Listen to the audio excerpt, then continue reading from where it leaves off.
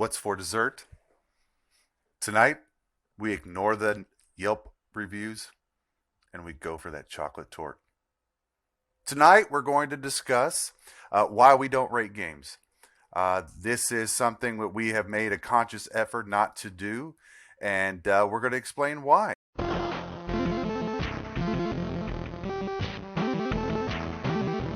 So let's go to Shane and see what he thinks. I think game reviews as a scoring system for us is just, it's not there for us. We are too different of a group. We all review the same game, and it really, honestly, it would be nonsensical for us to apply a traditional numeric or alphabetical reviewing system. I think the way we have it right now is working great because we are so different. We basically call out, it's a buy. We would buy it as us individually. We would buy that game. The games we've reviewed so far, many of us have been like, love it, hate it. Call of the Sea, for example. Pat, Nick, full on buy. They loved it. Giddy as schoolgirls. Me and Russ didn't even get off the boat because it was too damn boring. Well, we got off the boat, but it's just to us that game was boring. Why would we tell you our review and they give you their review? It was a numerical system. We could just tell you, I'd buy it, you'd buy it, he wouldn't buy it. So Nick, why do you think that we review games the way we do, or how do you think it works better for us? It's all up to the individual person as far as whether or not they're going to like a game. And a lot of the review systems out there, they don't really align with whether I like a game or not. Sometimes IGN or GameSpot or these other gaming websites will give a review to a game.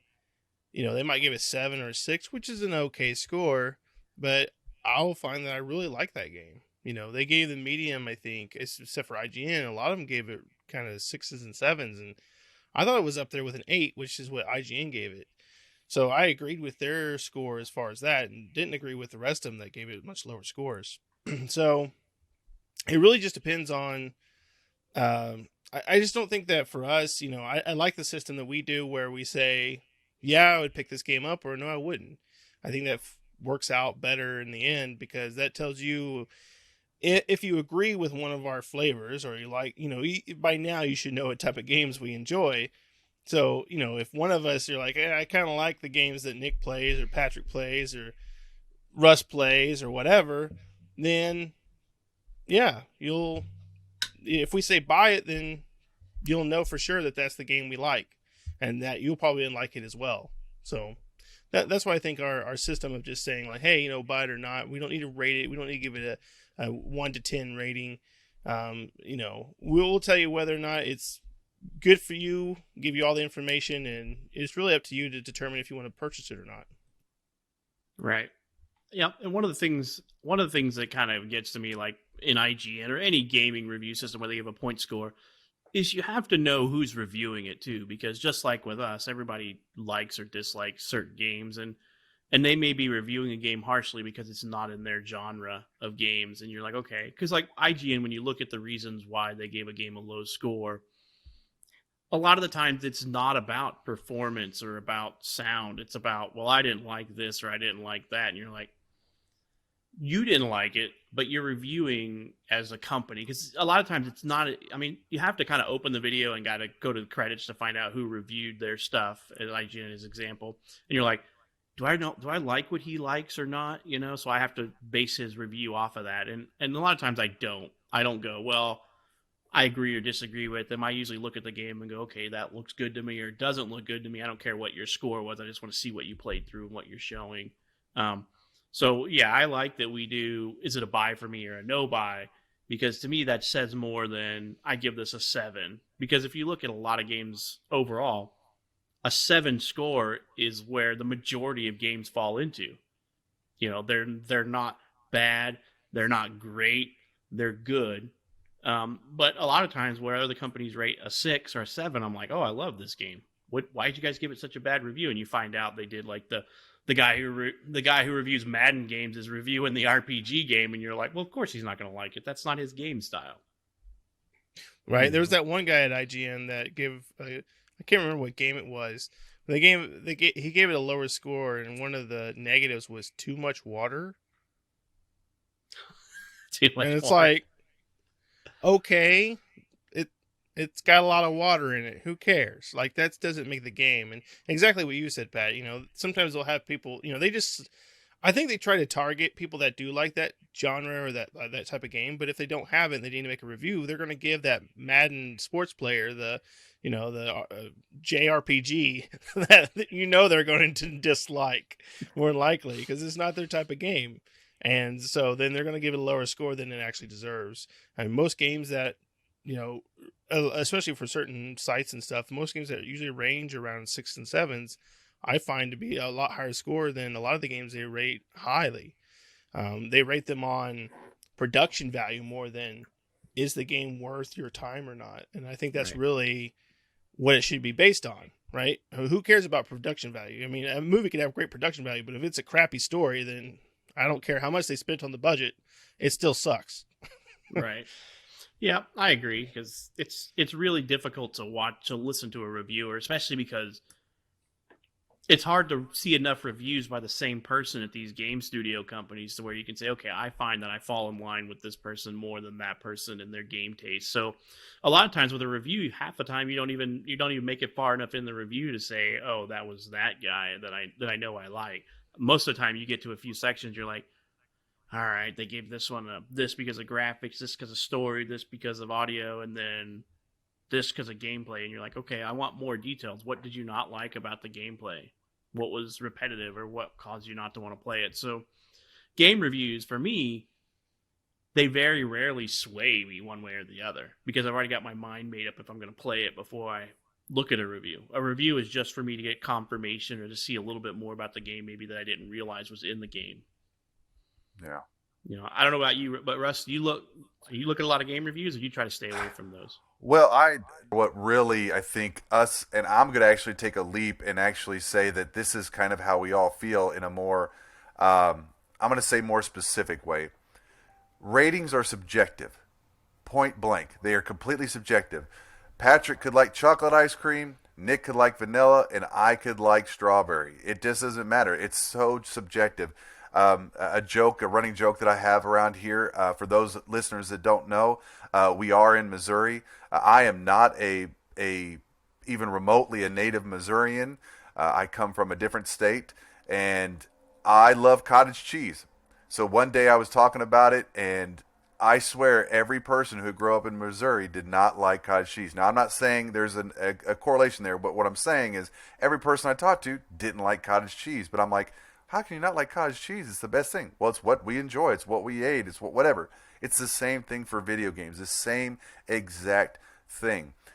I will say this. The reason I may have said I didn't like Call of the Sea, but I did say that it was a well put together game. I did say that it looked clean. So I think I am an unbiased in that nature, but I'm telling you as the listener, this is what I prefer. That's not subjective to me. If I go into trying to look at the graphics, well, if we look at the graphics between a couple of games we just played, like Cyberpunk and Medium, which they are actually graphically pretty darn good games in my subjective opinion.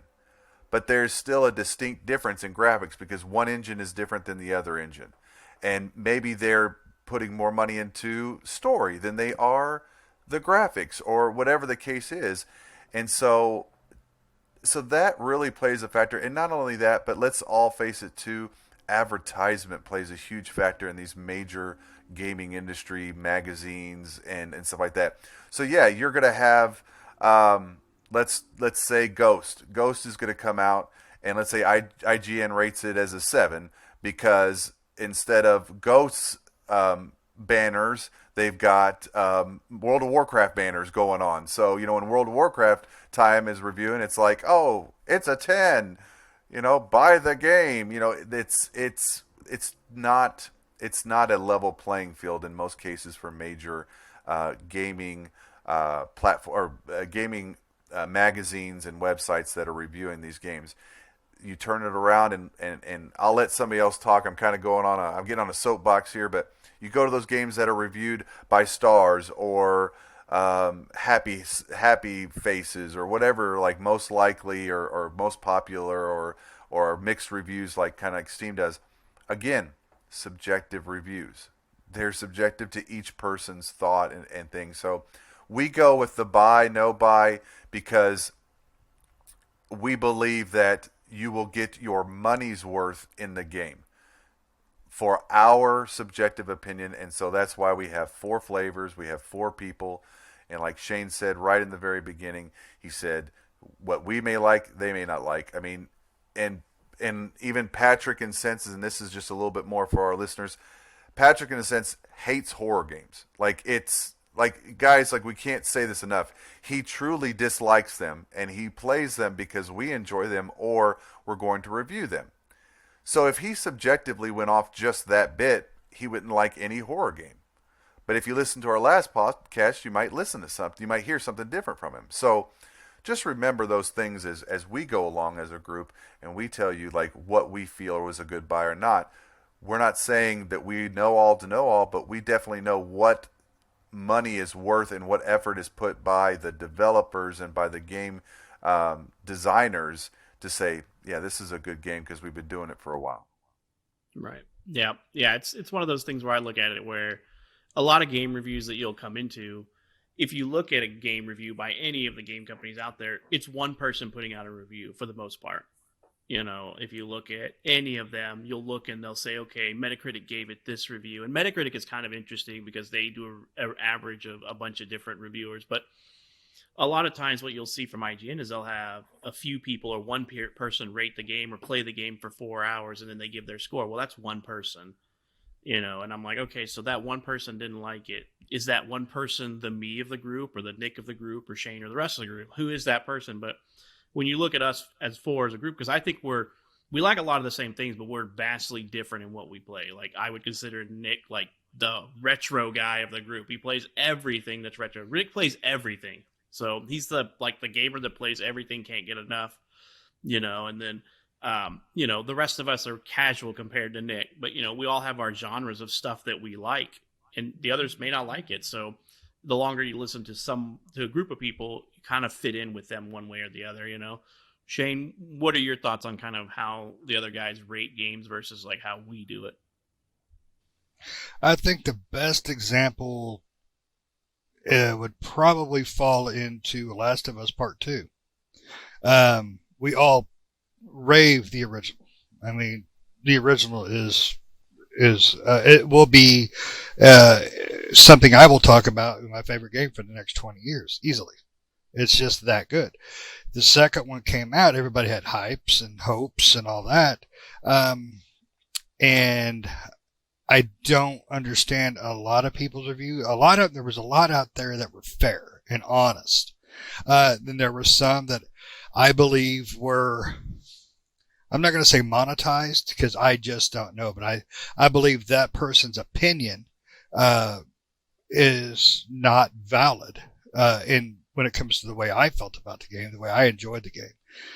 For example, IGN gave the game, I believe, a 10. And no, not a 10. If I was to have given that game a numerical score, I'd give it a 7. Maybe an 8. And that'd be pushing it. And I think we were all 4 in that boat. I don't think any of us were like, oh my God, best thing ever, or solid 9. No, I think we're all probably around a 7. Numerical. Yeah, the numerical scores isn't something that we do a lot of, and we try to actively avoid those numerical scores just because of stuff like that. It's, as Russ said, it's subjective. What are you gonna do when I give a game a 7? If we all were to give scores, we'd be all over the place. It'd be hard to judge because if I gave a game a 7 and Shane gave it a 5 and Russ gave it an 8 and Nick gave it a 3, how do you judge off of that? I mean, I mean, I we think don't want to cause our listeners to have to do math. I mean, add all of our scores up, divide it, multiply it by 6, and then they've got a good score. I mean, That's the true score. yeah, Right. that's yeah, that's the holy trinity. We have Right. found it all. No, I mean that there is definitely um, the subjective word is said a lot right now, but really, what we hope for those that are listening to us and following us, we hope that you do kind of resonate with one person in our group. We hope that we have a vast enough, a broad enough thing. I mean, the only thing I think we lack of as a group would be a little bit of the youth gaming, the Fortniters, the PUBGs or whatever it is, the Players Unknown stuff, and we don't have a huge game here, but yet Nick has a son that is into it. Patrick's got a daughter who is now into games like Minecraft and stuff like that. So they're getting into that age where it kind of helps our reviewing calluses or whatever you want to call it, and saying, you know what, there is some enjoyment within kids if we were ever to review a game like that. But of course, we are looking for different games to review as well. And so I think in the end, numbers are highly subjective. They're not a good judge of what these people do on a day-to-day basis to bring us games. I don't think that we should judge that way at all. I mean, they know what they're putting out. They know that they're putting out a great game or if they're putting out a moneymaker. And that's kind of that's almost subconsciously what we do. We like, all right, this one was worth the money. Oh, this is just a money grab, and so I think that's how we've learned over the years on that. Right. Because I don't know if anybody knows this or not, but like looking at a lot of the game reviewers, a lot of their benchmarks aren't even based off of like on like a typical number scale. So when somebody reviews a game based off graphics and they say, I give this a 7.5 on graphics, and it's like, why? What is a 7.5 in this game? Did it not give you the frame rate that you want? So if companies are going to rate based off of that, I want them to say, well, for you to get a 10, you have to hit this many frame rate.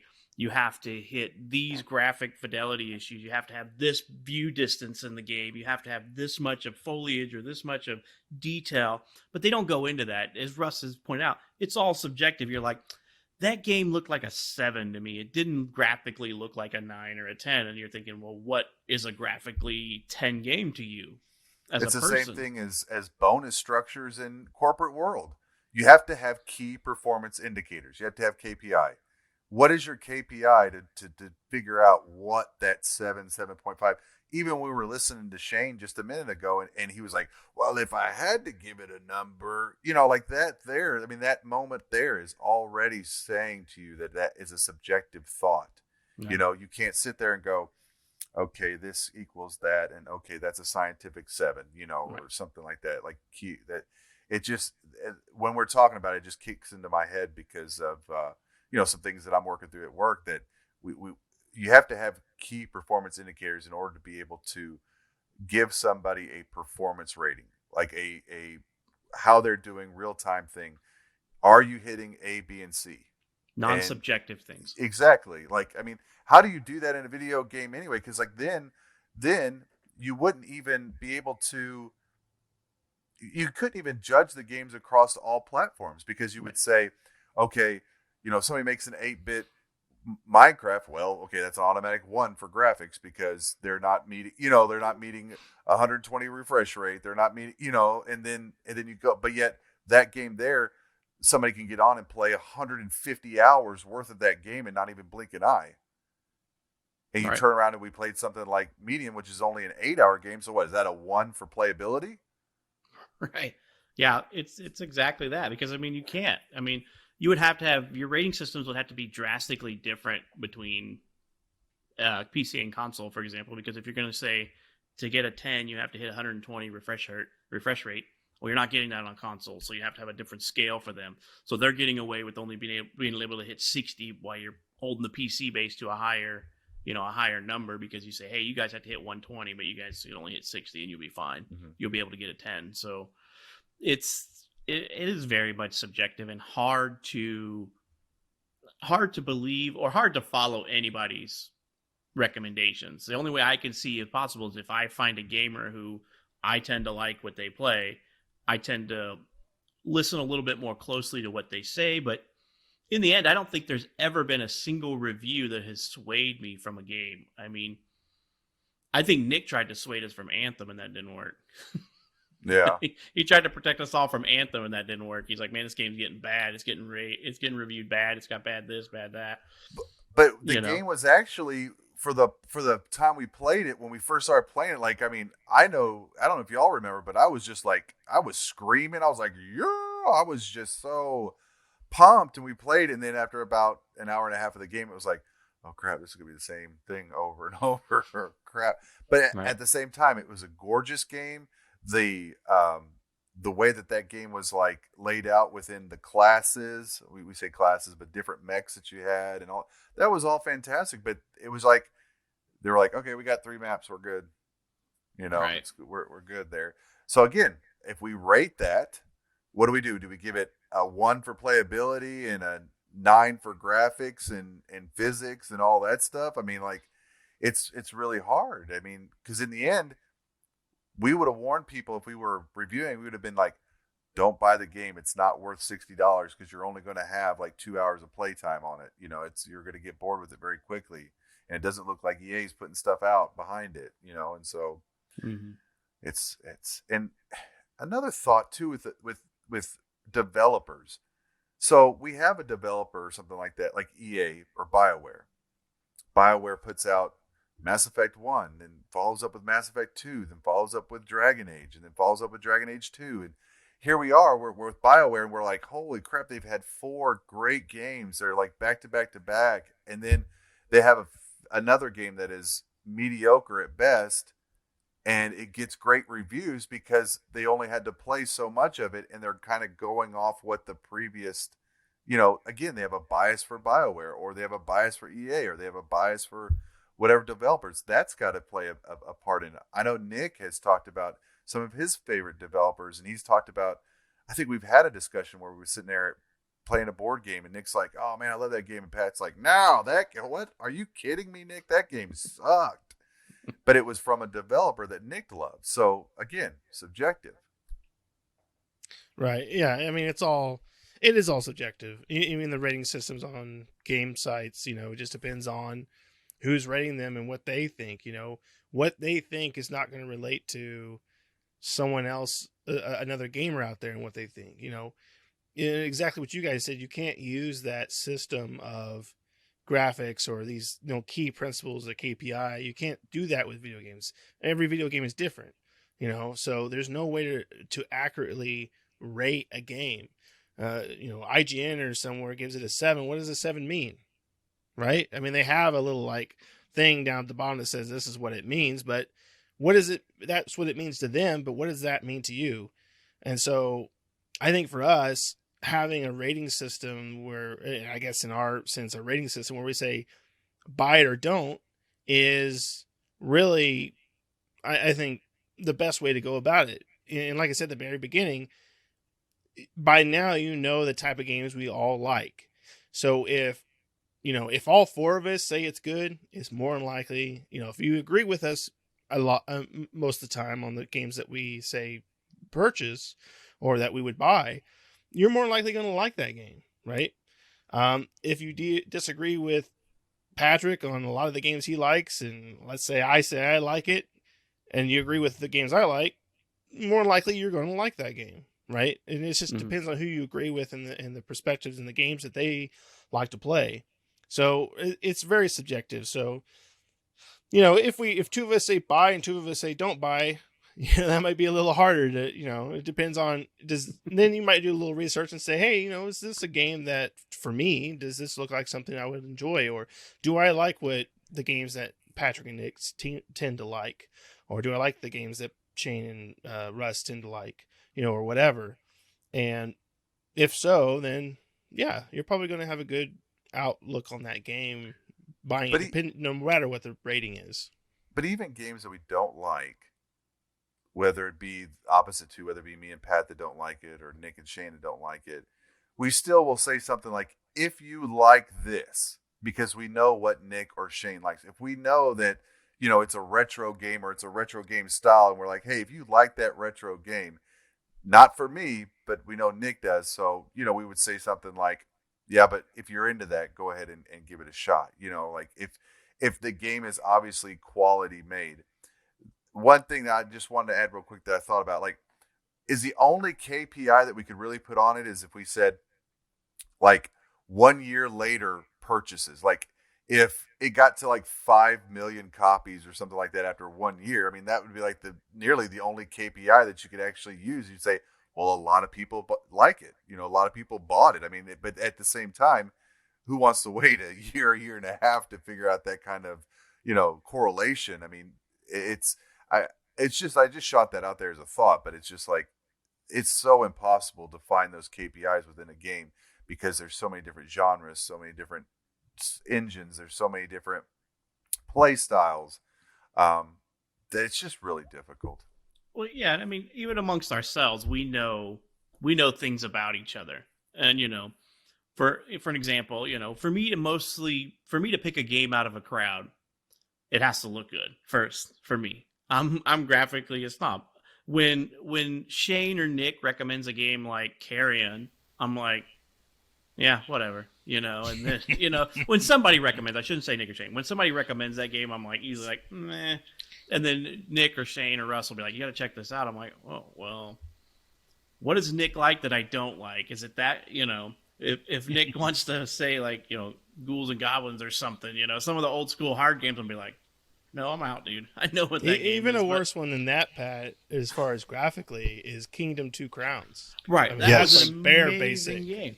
That was an amazing game. And I saw it on Game Pass, and I'm like, I overlooked it. I kept moving. But Nick's like, you got to try this one. It's really good. It's got this, this, and this. And I'm like, well, he knows the high spots to hit to get me to try something. And so I tried it and loved it. We played it together. I mean, me and Nick played quite a bit of it. I think Nick played with each of us a little bit. So he's got the most time and stuff like that. But a lot of times I opt out based off of a visual preference. And the only time that I would actually give it a second look is if somebody I know that knows my taste says, you should check this out.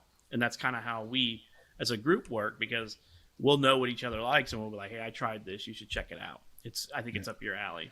Yeah, and you actually brought something up on Facebook today, Pat, about that, and that just shows the differences. I can't remember who it was. You made a reply to somebody about older games, and you pointed out that you're kind of a graphic snob, and I replied to it and said, well, back then we played those games for the fun, not the graphics. It was never really about the graphics back then. But as you start hitting each generation, the graphics becomes more important, which is probably not the best thing for games, really. I mean, to be that concentrated on it.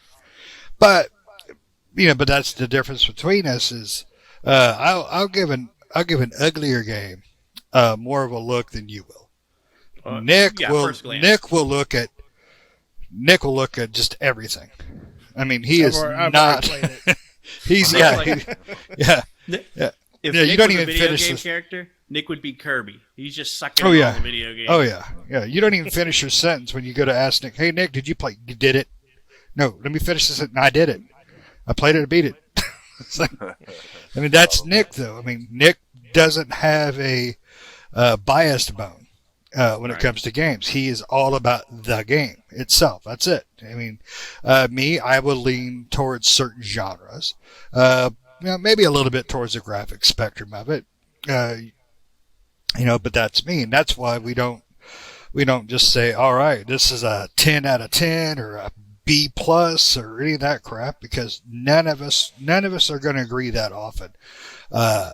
Whether a game is a buy for all of us or a full price buy, we will say, $20 game definitely, but not a $50 game or a $60 game. We'll go that route with it. That's probably as close as we get to a rating. Is I'd give 20 for this, or I'd pay 30 for that, or it wasn't worth 60. Right. And we've come across those. That's why we don't do rating scores, because we're not usually on the same page with most games, where we may all love a game, but somebody may love it a 9 and somebody may love it an 8 or a 7. And Right. and behold, somebody loves it a 10, or somebody loves it a 10 and the other person's like, that's a 2, dude, get out of here. Yeah. So And honestly, unless you are on par with that reviewer from any gaming site, even with us, unless that person is your kindred spirit, you're never going to have that agreement. And that's one reason I like some of the smaller podcast groups like us is you're going to get a more open and broad perspective on a game, and you're going to get better reviews, I think. Because we don't have anybody breathing down our neck. All right, they may have slipped us a 20, so bump that number up. But that's what I like about this group is, especially since we started the cast, we've been finding more games that we don't play on our own that's that we the enjoy. Positive. Yeah, I was going to say that's the positive out of all of this is that I've probably played a handful of games that I would have never. I mean, me and Pat probably would have never picked up. I mean, we would have never even thought about. I mean, we would have saw Medium and we would have might have said, "Oh, okay, that's a whatever." But then I was enthralled in that game. I was way deep in that game, especially. I mean, the storytelling games I am not a huge fan of. I mean, Pat knows that. I mean, I'm sure that y'all other know that too. Now I'm not, but yet we've played 2 or 3 now that I've really enjoyed. I mean, I've actually beat and finished, which, gosh, that hasn't happened in a while. And the Medium is one game. Honestly, Russ, I was surprised that you were into as much or if not more than the rest of us. And It was a great story. Like that story sucked me in for that game. I mean, that's what I'm saying is like maybe I'm story driven. I don't know. I was sitting here listening to you guys, and I'm trying like, what's my genre? Like I don't even know if I have one. Because like Rusty, what? We need to go back to our sportscaster guy. What? Yeah, I mean, go back to our sports game guy. I used to be a huge sports I know. game guy, but now I beat Yakuza. I mean, when was the last time I beat an RPG? I mean, it's probably been 5 years since I beat an RPG, and I played that game for, I think I'm at 100 hours now. I still have it installed, and I go and I'll play a mini game or something. And so, sorry, podcast listeners, I wish I could be your sports guy, but they're absurd nowadays. I can't stand them, and I hate them. And that's a subjective review. Yeah, we don't have a sports guy in our group anymore. Yeah, we don't have a sports guy at all. We should all try one at some point, like a Game Pass one, because I can't remember the last time I enjoyed a sports game. We used to like the NHLs, the NBA Jams, the MLB The Show 18, or MLB The Show's coming out. Yeah, Right. We should try that. But I remember we played I ain't gonna do it again. Hockey game, Shane. We played NHL God. 19 or something like that. Yeah. It was on Game Pass, so we got it for free. yeah, it was rough. I've got so Rory bad. McIlroy. I've got what is that PGA? I've got that installed, Right. and I before I go to bed, I'll play a round real quick and do that. So I mean, but that's me. I mean, I'm a golf freak. Well, me and so. Shane would play. We played that. We play a lot of actually. golf. Yeah, Yeah. we played that But for weeks. Golf is life. I mean, we all play golf in real life, so that's really a little bit different than a sports game. Yeah, last year kind of sucked, but Yeah. But- All right. We got to get out there and maybe go this some more spring and summer some more. Got to get out there. Because, I did buy a new set of clubs last year, and I didn't actually play golf You didn't get with to them. play them. Yeah, I don't think. Well, I, I mean, played, I heck, don't think I I mean- went to the driving range or anything last year. Me and We Russ gotta went to the get driving some sun. range. I think we went a couple times, and that's it. I played 3 or 4, maybe a half dozen rounds or so at least. I mean, I got out there on my own a couple of times and just went and played. So, but I'm probably more of the golf fanatic in the group, though we all love to play. I'm a freak about it. So, but yeah, back to topic because we are making a podcast about ratings, but the subjectiveness of it, yes, I do believe that as a whole for us. Luckily, our podcasters or our podcast listeners, they get a slightly different variety. Even though we have agreed on the last few games we've really been agreeing on whether they're bad or good. I just think that that's just a coincidence a little bit because we've had it to where I actually know Cyberpunk. We were it was 1 against 3, I think, maybe 1.5 against 2.5 because I know Shane had some problems with it as well and was frustrated with it. Call of the Sea, it was 2 versus 2. Ghost, of course, we all love that. So we've had some split reviews, and hopefully that helps our listeners, understand, hey, not every game's going to be a 10 and not every game's going to be a 1. Not for everybody. No, and especially if you're listening to one guy who gives it a 10 and another guy that gives it a 1, you're not going to get you're going to have to make some decisions on your own. You really are. You're going to have to look at those trailers and some gameplay footage if you're really torn. That's the great thing about Game Pass is you can try it and you're not out any more than you typically are. That's been a really a godsend for us because we're playing the crap out of stuff we don't normally fall into. I would have never tried Carry On.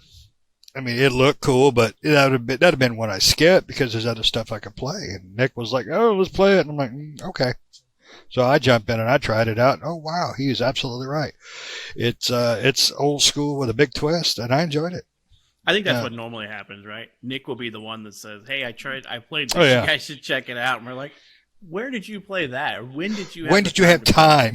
That's the question. When did you have time? I think Nick sleeps Fine like time. 1 hour a day, and sometimes he'll split the 1 hour from the previous day and the day and butt them together, so he gets 2 hours. But I think he just sleeps like an hour. Oh, he's got a special pill. We all know that. I mean, come on now. It's no, like- that's Viagra. That Yeah. he's got the family, the American Dad pill, Yeah. He can stay Well, up he all the time. he sleeps like this, I right? wish. yeah, Yeah. He Yeah. plays I games just sleep in the his sleep. chair just with the controller in hand. He wakes up and he's like, "Let me scroll. What Ooh. achievements did I get?" Achievements. What did I Achievements. install? What did while I was play? asleep? Yeah. Nick's sleep games. Yep. He's got his Fitbit on, and if he gets a certain amount of REM sleep, he knows that's a good game. Oh yeah. So yeah, I mean, but yeah, that's usually what happens. Nick will find some hidden gem game and be like, "You guys all need to try this." And for the most part, we will take his advice. Sometimes it doesn't. If I know the type of game that he picked, I'm like, I think I'm out. Yeah. But His for the Barbie most part- horse breeding, we ain't gonna play. for the most part, I good know breeding. that Nick usually bats a 90 when he finds. If a you game want to he sponsor recommends. us, I guess a good way to say, what is our reviewing system? Our reviewing system is to make sure that we do the best job for our listeners, not to have a huge impact on their wallet. I guess that's really the way. Like, we want to prevent you from spending money that you don't have to, or that you shouldn't, because we are dumb and we buy a lot of games. I mean, we just do that. We're trying to help you help yourself. That's what we're trying to do. The Minimize goal- the impact on your wallet. the goal of a review should be to minimize you buying crap Right, and or- wasting your money and your time. And a lot of times, I don't even necessarily look at a review that. I look at a review of, I want to play this game, but can I wait? So I look at a review going, this game is coming out next week. Should I buy it on release or should I wait for it to go on sale? That's usually how I try to use reviews, and that's what I would think most people would, because I know if I want to play a game or not, for the most part, ahead of time. Like, if it wasn't for the podcast, I would never have bought the medium. Would never have happened. Don't care. Nick could have Yeah. said, "Hey, you should check out the medium." I'm like, I don't care, dude. It's our game. I'm out. Yeah. Anybody could have, but for the most part, I look at reviews to go, "Hey, this game, it's kind of bad or it's kind of mediocre," and if I trust the reviewer, which is harder and harder to do, I will say, okay, maybe this is not a day one buy for me, but maybe I wait for the first time it goes on sale, like in the fall sale or the winter sale or whatever sale that's coming up next. If it goes down to 30% off or 20% off, I'll wait. Yeah. You know. It's your man eater. You've been begging for that thing to go on sale. Well, I They're just- got that one when it went on sale, yeah. Yeah. And that's what I and- did. I've been begging for it to go on sale. I really want to play it. You missed it. It was on sale on Xbox. I know they always put it down to 25. I'm waiting for it to get a little bit lower. I'm Not that I thinking think I 15. won't- Not that I think I won't enjoy it. It's just It's a time waster game for you. It is, and I just want it for cheap so I could play through it and have fun and not really spend a lot on it. I think Nick's a lot more story driven Mm. gamer than he maybe not that he doesn't want to admit, but that like he finds the story really good. Like I I don't know, was it Eichenfeld or whatever it was, that game there. I can't remember what it was. It was something in that guile of that game, that top over 2D game that he was like, man, I love the story of this game. Like kind of like not Zelda, but it was another one that was like an old 2D top view game that he just raved about. I can't remember what it was. I wish I could. Final Fantasy 3. I mean, well, there's another example of one, Oh. and I mean, any Final Fantasy prior to 7, I know you guys love anyway. So it's just that's. I mean, I think I'm story driven as well. I think I'm a little bit more story driven than I like to say. I think, which is odd because I didn't finish Jedi Order, but I don't know. There's just That's sacrilegious right there. I don't know what it That was is, a but good that game. game It was a good game. everybody's saying it's a good game, but I've gotten through that first chapter and I'm just kind of like, I just don't feel the freedom of, like, I feel like it's kind of confined within the abilities and everything like that. And it's kind of frustrating to me in the fact of like, I mean, maybe Star Wars Galaxies ruined me for the rest of my life. I don't know. Like, I could do anything I wanted to whenever I wanted to in that game. And now it's like, I feel like, well, I have to either pick lightning or I have to put push or I have to build a better light. It's like, I don't know. It's just, Yeah, it's this is not a review. Sorry, guys. It's just, I'm trying to figure out what my genre Right. is. well, yeah, I understand. I mean, it is self-contained when you think about it. Everything within that game is self-contained. The levels, the amount of exploration is extremely limited to the square box that you're in for the level. Yeah. And you're Yeah. used to the last few Star Wars games that we've ever had are open world type or that, but this game is more akin to the old school games like Academy and stuff like that are very linear and Yeah. story Jedi driven. Academy is a lot. Yeah. It's kind of a lot what it reminded me of. Yeah, it's very linear in story. You're going to go, but this one has a facade. I would say it's a facade of open world because you can go to this planet or that planet, and you can go back and forth between them. But you still have to go to them in a certain order, or else the story doesn't mesh up, and you have to come back later anyway. So we might want to be careful a little bit about how deep we get into this subject because I think we've got this on a list. So sorry, guys, I didn't mean to get us off track there. I was just trying to think about, like, when we rate these games and the subjectivity and like how that plays into it. I'm still trying to piece a reasoning as we talk to give numbers, and I continually fail to get there because, like we've said a few times now already, those KPIs aren't in place. Those key performance indicators they'll never be in place for any kind of game like that. Well, you just gave a perfect example with that game. You are a huge Star Wars fan, but that game disappointed you. But I liked it. Nick liked it. I mean, Shane. I liked it. I mean, so Yeah. I mean that's and Shane I would. hates Star Wars. But I would say, out of the group of us, you're probably the bigger Star Wars fan out of the group. Oh, of us. you definitely Yeah. are. And and that kind of game hit you maybe because of that, maybe because of your fandom, you have a little bit more hype or high hope for it. But that's the whole thing too. That leads into a whole other thing about scoring is hype. The oddity of it is, like, I was so happy, and I'm sorry, guys, we're gonna just go down this rabbit hole real quick. Like, to see the Inquisitors in Jedi Order after watching, part of Rebels and a couple of those other ones that I know you guys haven't watched it. I was like, this is awesome. I'm like, the Inquisitors are in play again. I love to see that. And I was like, I kind of got pumped, but then I just started that very first chapter there. I was just like, ooh, it was just different. But anyway, long story short, yes, you're right. My fandom is very high and very particular about Star Wars, and Right. uh, But that leads that's into why something. we don't rate. But that leads into something too that you brought up earlier, and that a few people have brought up is fandom. Fandom has a tendency of skewing your results because I'll use my favorite franchise, BioWare's Mass Effect. I mean, I heard the reviews about Andromeda, but I'm like, screw those guys. They don't know what they're talking about. Mass Effect is an amazing game series, and I played Andromeda, and I lied to myself while playing. I'm like, this is a great game. But I was so annoyed at all the bugs and the things that just weren't going right.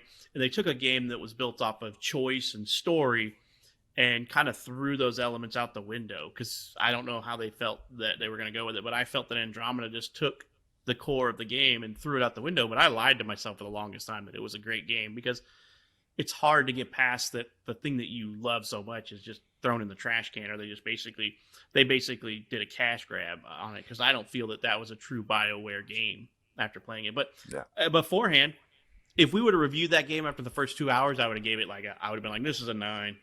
But after finishing it, I'd have been like, no, it's a 5, or a 6 or whatever, because it just, But in the fandom though, I didn't want to believe any review or anybody else that this was a bad game before I got to play it. So even though reviews were coming out that it was bad, I didn't care. That's how reviews tend to work sometimes. If it's a game that I'm highly anticipating, don't care what you review it. If you're reviewing it a 1 and a 2, I might think about it, but for the most part, most people are 5s and 6. I'm like, that's because you just don't like that stuff. Yeah.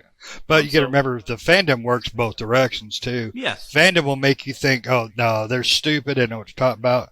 Mhm. And then it's going to do the opposite effect. Final Fantasy VII Remake, for me, Love that one. I did not like it. I mean, don't get me wrong. It wasn't a terrible game by any means. It wasn't. It's just maybe my fandom of the original is skewing my feelings towards what I played with the new one. The, I call it filler fantasy because it's just filling space after space after space with crap. Most of which wasn't in the original game, and it's okay to Filling my add. soul with love. Oh, you played it in your sleep, anyways. But it we always it joke plays. about it. Yeah, Shane loved the bee scene. He did. He liked the honeybee. How could you not like the honeybees? He wants more honeybee in the future. Yeah, he wanted more honeybees and less of everything else. But everybody else raves on the game. I call it filler fantasy. I'd give it a 7 if I was to number it, because get it 7/7. But but for me, it could be that I was just so hyped up on the original, and I wanted this new one to be that good. But yeah, and it could also, like you said, it could be that, because I love the game, but I never played the original 7. Maybe it might be different if I played the original game and then came back to this one going, this game is not as good as the original. But Yeah. I don't know. Nick's played it. Russ, did you play the original 7? I did. The 7 was 2D top. I know, not doing it. Sorry, can't do it. Not playing it. No. But did you play the remake finally? No. I did not play the remake either. Well, Nick, you played both. I'm pretty sure, Yeah. right? Yes. And Now look at his shitty I love them smile. both. Yeah. No, I mean, the original was really good, and this was just, it was a remake of that time in Midgar. And I mean, they did add some extra things to this remake, which Some. I liked. I mean, I like to see that world just reproducing this fully 3D aspect and relive some of the stuff that, the things that happened. And I go, oh yeah, I remember that. And then even see more details into the 3 side characters, in the Big original. I Wags don't and Jesse. think Yeah. they didn't really expand a ton with those characters in the original, and this one they did. That you went to Jesse's parents and you learned all that stuff, and that was just more detail and more background into those characters, which a lot of people still like, even from the original 7. So I just enjoyed that a lot, and then all the missions and different quests that you could do. I mean, there were side quests and stuff that really didn't. I mean, did they need to be there? No, but they were still fun to do. And you didn't have to do them if you didn't want to. But that's my thing, is I think they should have spent more time away from, and this is all part of our review stuff, is my feelings of the game. They should have spent more time away from all the little Final Fantasy VII side stuff, and they could have used that time to do more with the side characters, to do more with building on the story, building on the reactor stuff, more about the reactors and Amako and everything. But they got to save that for 7 too. But and that's the thing, there's another $60 for 7 too. Well, and so- I'm going to be pissed about that. So, Nick, you would say buy. Patrick would say buy. Shane, what would you say? You would probably still say buy, right? I would still definitely say buy, but with limitations. So my point within that is that that's exactly why we do not give ratings. Because if Shane would have given it a 6 or 7, the connotation is it's not that great of a game. Whereas Nick would have gave it a 9, Patrick would have gave it a 9, and I would have been like, well, I guess I'm a 0 because I haven't played it yet. There we did. There we is a perfect example of why we don't give ratings, is because it would not be advantageous to what we're trying to tell our listeners. We're trying to tell them, hey, this is why what we didn't like about the game. This is where we wish the improvements are. But we're glad we played it. We're glad that we purchased it. We're glad that, or the versus of it is like, I could not get over that stuff and I never will. And I'm pissed off that I bought it. So please don't buy it because we don't need to give them any more money. I mean, Right. So that's just, there it is right there. That was absolutely perfect on why we don't rate games. Exactly. I mean, Shane, because that's what it would have been into the same thing, because that's kind of how we go into also. Would you said it was a day one buy, or would you have said a wait for a sale buy? That would depend. That would be a 2 answer. If you were a fan of the original, No, I it's would a have. one answer. It would be from my perspective. It's a 2 answer. If you played and loved the original, I would Here's wait. the question: If you didn't play the if original, you knew what the game buy was it. now, would you have bought the game at full price, or would you have bought the game on sale? I'd wait it on sale. There you go. That's what, Yep. because we want your review, not if you're this person. Yeah. So, that's what I'm saying, is that's how we do that. So it's like, well, I'd wait till it's on sale, or I think Oh, yeah. it's. I But think here's the I thing: think Patrick is if bought it on. Go ahead. I was sorry. gonna say, I actually borrowed it from. Oh, that's right. That's why I haven't played it yet. Son I of a- borrowed it from Nick. I need to And I get was it like, back "Oh my then. god, I love this game!" But Yeah. but that's what I'm saying, is that it's, if you had never played original 7, I think that the original 7 skews your viewpoint. But that's the bad thing about remakes in general, anyway. Yeah. But that's another topic for another time that we've discussed. But I do, and we understand for the most part. I think we all understand where our biases are. I'm biased at BioWare games, and I'm biased of previous games. I mean, I was completely biased of Last of Us 2 until I played it. I don't think anybody could have told me that it was a bad game and I wouldn't have got it. Absolutely. Nick, Russ, would you guys have thought, if IGN came out or Metacritic or anybody came out and said this is a bad game, we're giving it a 6? You probably would have still got it, right? I probably would have still bought it day one and been like, nah, they're crazy.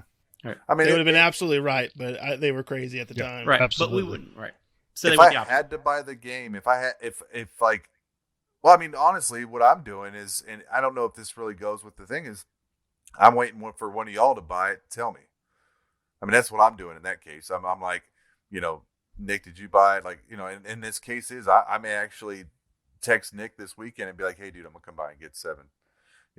Even though we have some other games to play, I might still go grab 7 to play it, because, I mean, I did play didn't we have like a little weekend where they had the beta going out? I think I played A little demo, beta. yeah. Demo. Yeah, demo. I didn't think it was too bad at all. So I'd like to see if there's any more to it. But yeah, I mean, but that's exactly what I would do. But that's what we're doing now, though, with the gaming. I mean, us, saying it's a buy or no buy.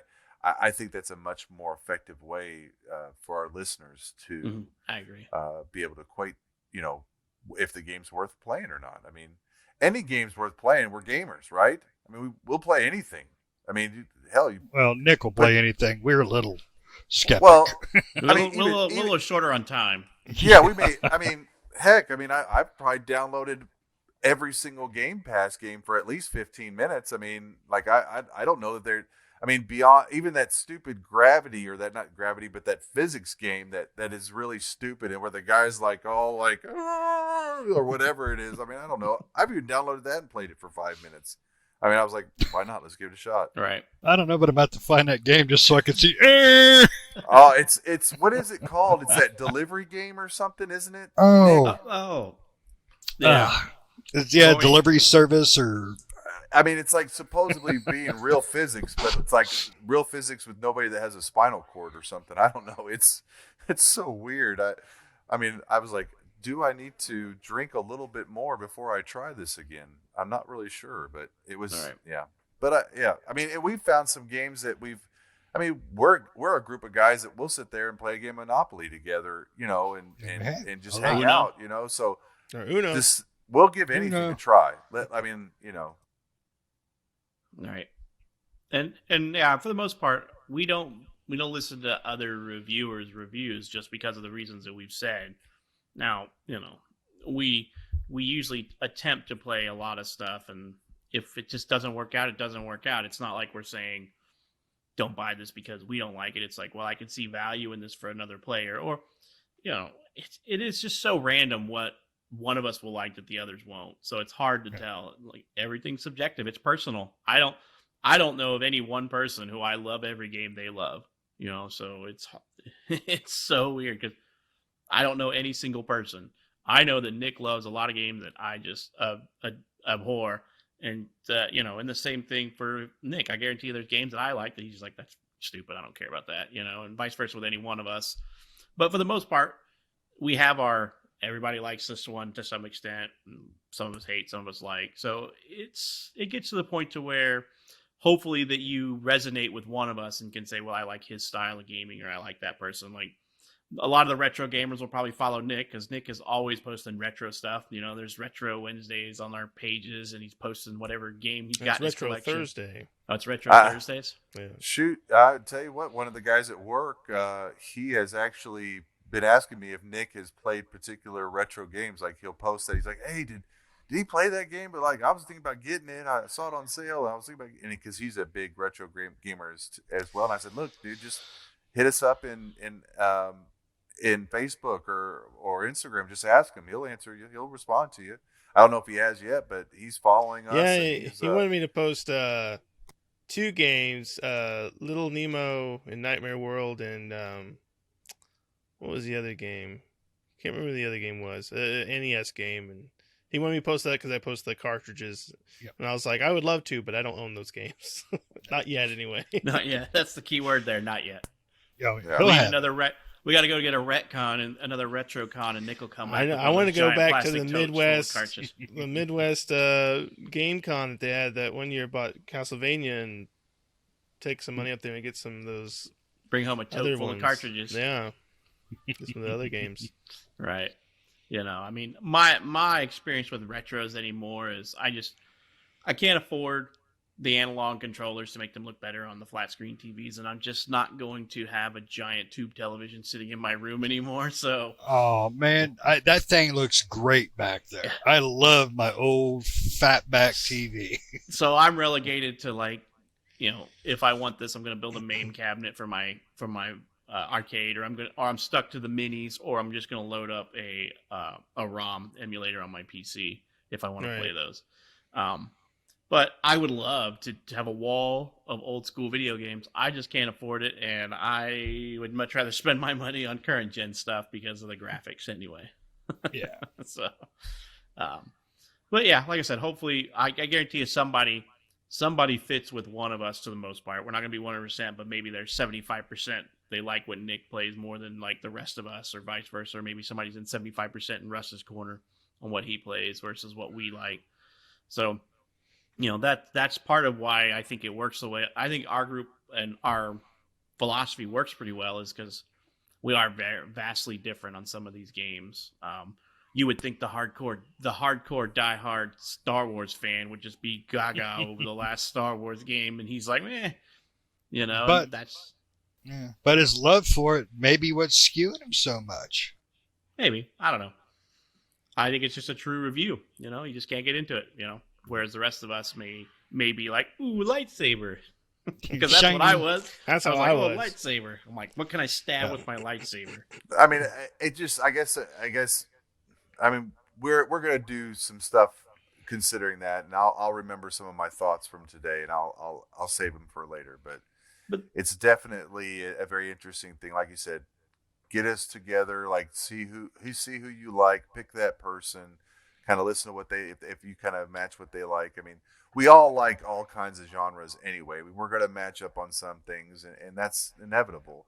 But I think more often than not, we at least have one person in the group that's like, it was okay, or man, that was bad. I'm so glad that it was Pat's turn to buy or something like that.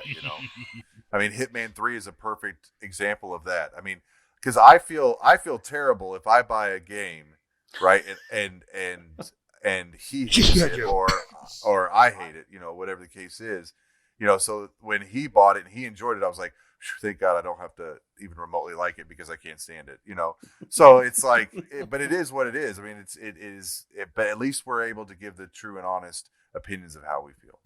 We've all picked a Golf with Friends game or a G.I. Joe at some point in our lives. For me, it was Brute Force. God, what an abortion. That thing was terrible.